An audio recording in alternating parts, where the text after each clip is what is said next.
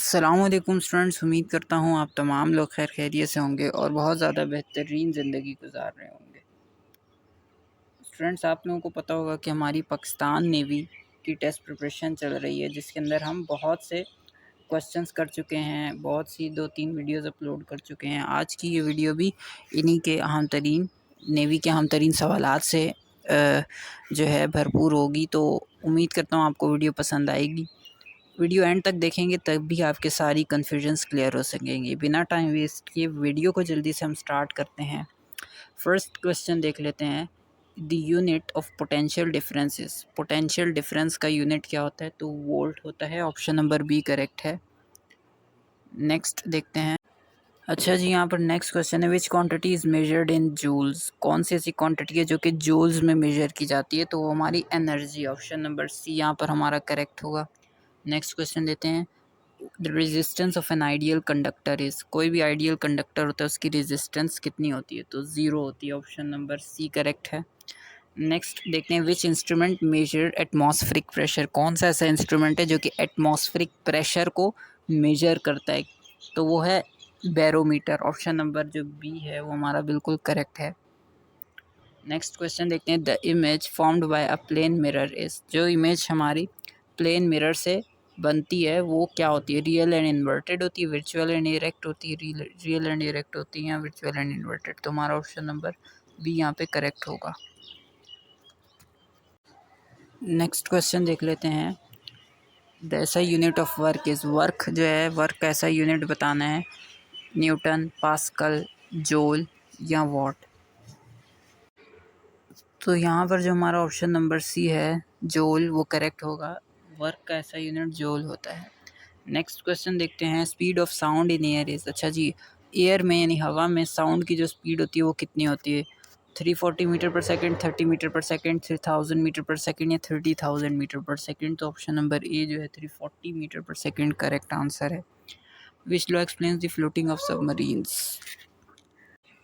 Floating of submarine यानी कि जो सबमरीन जो है फ्लोट करती है, पानी के अंदर तैरती है, वो कौन सा लॉ एक्सप्लेन करता है? तो वो हमारा आर्किमिड्स प्रिंसिपल जो है ये बताता है हमें। ठीक है, तो अब आर्किमिड्स प्रिंसिपल कैसे बताता है? वही देखें, आर्किमिड्स प्रिंसिपल सिंपल सा है कि जब पानी जो अगर हम पानी के ऊपर कोई वेट डालते हैं, जैसे एक शिप है उसका वेट होता है अपना, तो वो जब वेट जाएगा पानी के ऊपर तो पानी भी उस शिप के ऊपर जो है ऊपर की तरफ उसके ऊपर अपना वेट देगा। तो इस तरीके से शिप फ्लोट कर रही होती है, इसी तरह सबमरीन भी फ्लोट करती हैं अंदर।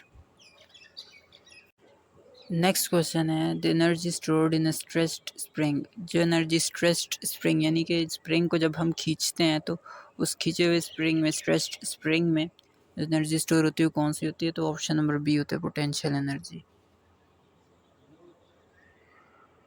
लास्ट क्वेश्चन है हमारा, 1 horse power is approximately equal to 746 watt, यानी ऑप्शन नंबर ए हमारा 746 वाट बिल्कुल करेक्ट है।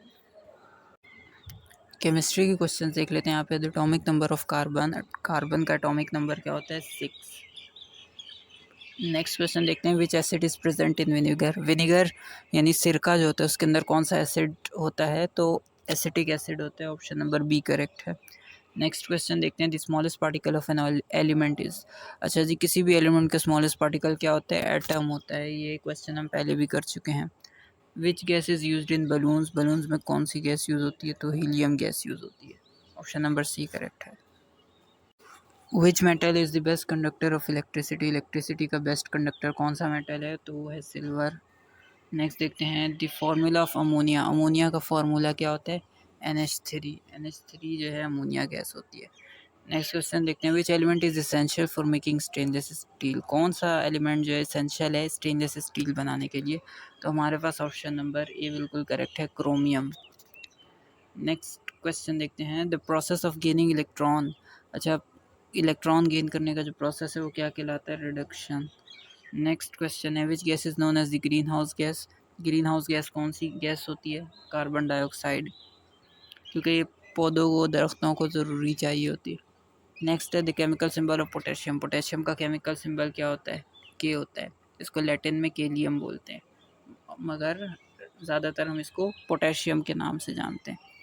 तो हमारे ये केमिस्ट्री क्वेश्चन से अब बढ़ते हैं मैथ्स के क्वेश्चन। अच्छा स्टूडेंट, यहाँ पर मैथ्स के क्वेश्चंस देख लेते हैं, जल्दी जल्दी से देखेंगे। 12 मल्टीप्लाई बाई 8, 12 को 8 से मल्टीप्लाई करना है। 8 2 ज़ा 16, 1 ऊपर कैरी चला गया, 8 1 ज़ा 8 प्लस 1 9, 96 हमारा ऑप्शन नंबर बी करेक्ट है।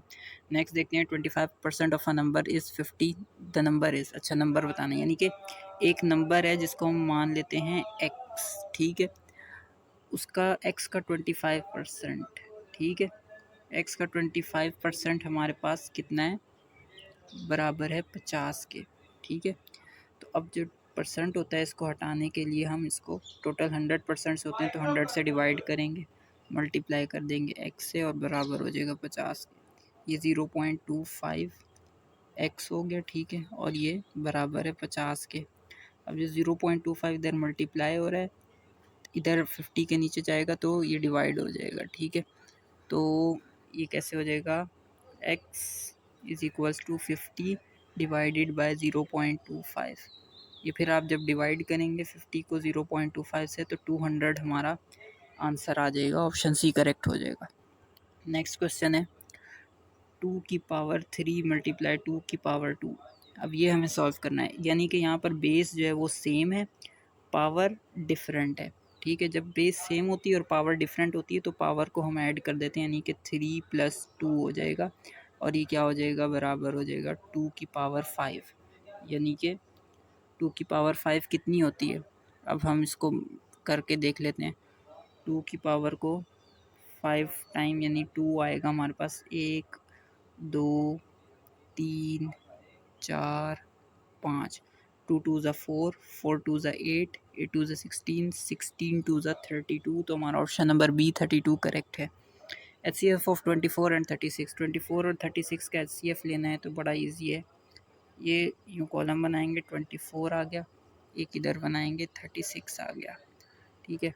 2 1 ज़ा 2, 2 2 ज़ा 4, 2 6 ज़ा 12, 2 3 ज़ा 6, 3 1 ज़ा 3, इधर भी कर लेते हैं तो ये क्या हो जाएगा, 2 1 ज़ा 2, ये जो 3 था इधर तो 1 कैरी 16 6 पर चले गया तो 16 हो गया, 2 8 ज़ा 16, 2 9 ज़ा 18, 3 3 ज़ा 9, 3 1 ज़ा 3, यानी कि क्या आ रहा है, जो हमारा आउटकम हमें इधर से मिल रहा है 2 की पावर 3 मल्टीप्लाई बाय 3, और क्या मिल रहा है 2 की पावर 2 मल्टीप्लाई 3 की पावर 2, ठीक है।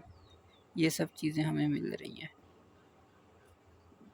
एक सेकंड इधर लिख लेते हैं, 2 की पावर 3 मल्टीप्लाई बाय 3 और 2 की पावर 2 मल्टीप्लाई बाय 3 की पावर 2। अब इनमें से कॉमन ढूंढना है हमें, ठीक है। इसके अंदर से क्या कॉमन हो जाएगा, 2 की पावर 2 कॉमन आ जाएगी, इधर एक एक्स्ट्रा जो था वो एज इट इज़ रह जाएगा, और इसमें से 3 कॉमन आ जाएगा क्योंकि 3 दोनों में सेम है। तो इसको अब हम सॉल्व कर लेते हैं। 2 की पावर 2 बराबर होती है 4 के और मल्टीप्लाई 3 तो 12। इस तरीके से हमारा ऑप्शन नंबर बी जो है करेक्ट हो जाएगा। नेक्स्ट है एलसीएम ऑफ 6 एंड 8, 6 और 8 का एलसीएम लेना है। 6 का टेबल पढ़ेंगे हम, 6 1 ज़ा 6, 6 2 ज़ा 12, 6 3 ज़ा 18, 6 4 ज़ा 24, ठीक है। 8 का टेबल पढ़ेंगे, 8 1 ज़ा 8, 8 2 ज़ा 16, 8 3 ज़ा 24। अब हमने देखना है, इस तरह टेबल पढ़ते जाएंगे, यानी कि 6 और 8 के टेबल में वो ऐसा कौन सा नंबर आएगा जो सेम होगा, तो पूरा टेबल हम आखिर तक लिख लेंगे और जो सेम नंबर होएगा वो हमें 24 मिलेगा, तो हमारा ऑप्शन नंबर ए करेक्ट हो जाएगा।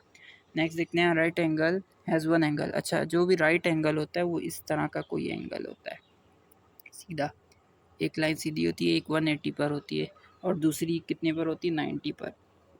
राइट एंगल में राइट ट्रायंगल जो होता है उसके अंदर, ट्रायंगल की बात हो रही है, एंगल नहीं, तो ट्रायंगल में 3 होते हैं, तो एक राइट ट्रायंगल में हमेशा एक एंगल 90 डिग्री का होता है, ऑप्शन नंबर सी करेक्ट है।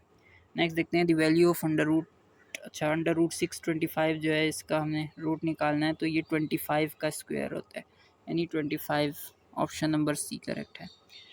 अच्छा जी, एवरेज निकालना है, ये वैल्यूज़ दी हुई हैं 10, इन सब वैल्यूज़ को प्लस करते हैं एवरेज निकालने के लिए, जितनी भी वैल्यूज़ दी हों, 20 + 30 + 40 + 50, ठीक है। इनको जब हम प्लस करेंगे 10 20 30 30 30 40 60 60 40 100 100 50 150, तो टोटल 150 बन गया।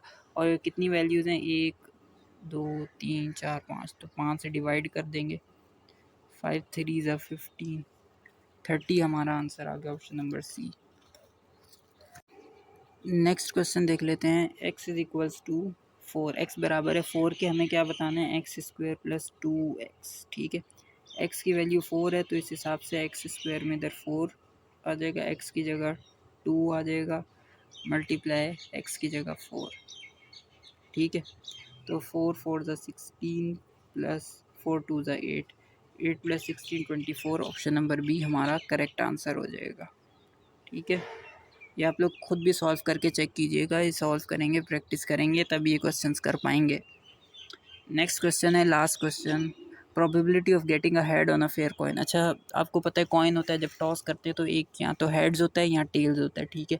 अब हमें बताना है कि हेड आने की क्या प्रोबेबिलिटी, यानी कि कितने चांसेस हैं कि हेड आएगा उस कॉइन में। तो उसके जो चांसेस हैं वो 1/2 चांसेस होंगे। कैसे देखें, एक हमारा फेवरेबल होगा, यानी कि कोई एक ही आएगा ना हेड या टेल में से, तो फेवरेबल एक हो गया, और आउटकम दोनों में से कोई भी आ सकता है, यानी कि हेड भी आ सकता है टेल भी आ सकता है, तो इसलिए 1/2 हमारा प्रोबेबिलिटी हुआ, ये आउटकम होता है, ठीक है। आउटकम दो हो सकते हैं, दोनों में से कुछ भी आ सकता है, यहाँ हेड भी आ सकते हैं या टेल भी आ सकते हैं, लेकिन आएगा एक ही तो वो फेवरेबल होगा, इसलिए 1/2 हमारा प्रोबेबिलिटी है।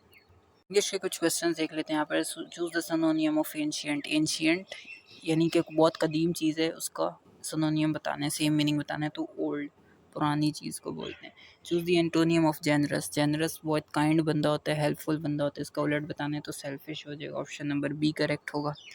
Select this correct spelling. Spelling बतानी है किसकी, प्रिविलेज की, तो हमारा ऑप्शन नंबर जो सी ए है वो हमारा बिल्कुल करेक्ट हो जाएगा, प्रिविलेज। इसकी स्पेलिंग मुझे फिर खुद भी सही से कंफर्म नहीं, लेकिन आई थिंक ए इसमें करेक्ट है। आप लोग मुझे लाजमी कमेंट में बता दीजिएगा इसका आंसर भी, अगर मैं गलत हूँ तो।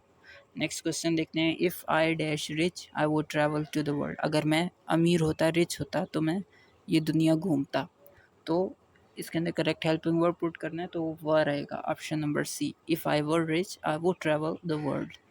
नेक्स्ट क्वेश्चन देखते हैं।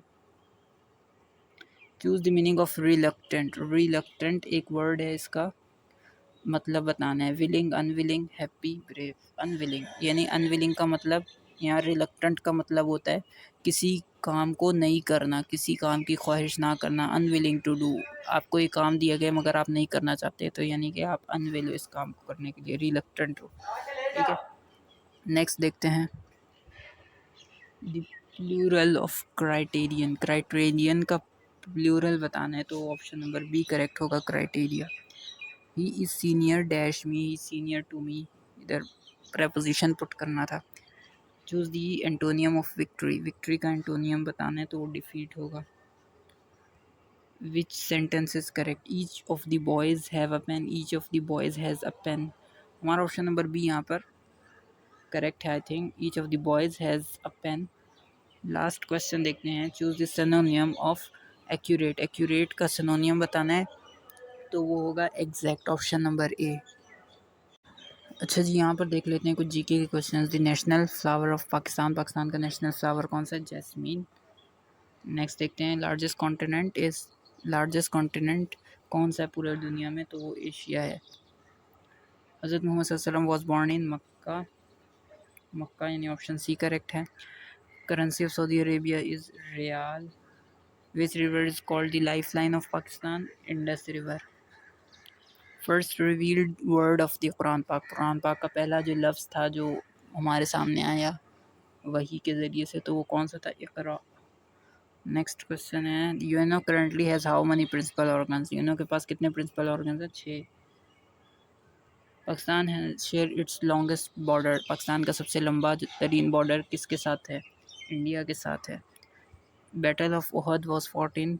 अच्छा, बैटल ऑफ ओहद जंग बदर कब लड़ी गई थी, 3 AH में। National motto of Pakistan, unity, faith, discipline, ठीक है। हमारा जो है option number A I think इसमें करेक्ट है। सॉरी, यहाँ पर ऑप्शन नंबर बी करेक्ट है हमारा, faith unity discipline, option number B हमारा करेक्ट है। ठीक है, तो स्टूडेंट्स आज के लिए इतने ही क्वेश्चंस थे। उम्मीद करता हूँ आपको ये तमाम क्वेश्चंस अच्छे से समझ आए होंगे, क्लियरिटी हो गई होगी आप लोगों को। आगे इंशाल्लाह मैंने कुछ सरप्राइज़ वीडियो प्लान करी है, इंशाल्लाह कोशिश कर रहा हूँ मैं कल तक अपलोड कर दूँगा। बहुत अच्छी वीडियो आने वाली है, आप लोगों को बहुत मज़े की भी लगेगी, समझ भी आएगी, उससे काफ़ी हेल्प होगी आपके टेस्ट पास आउट होने में।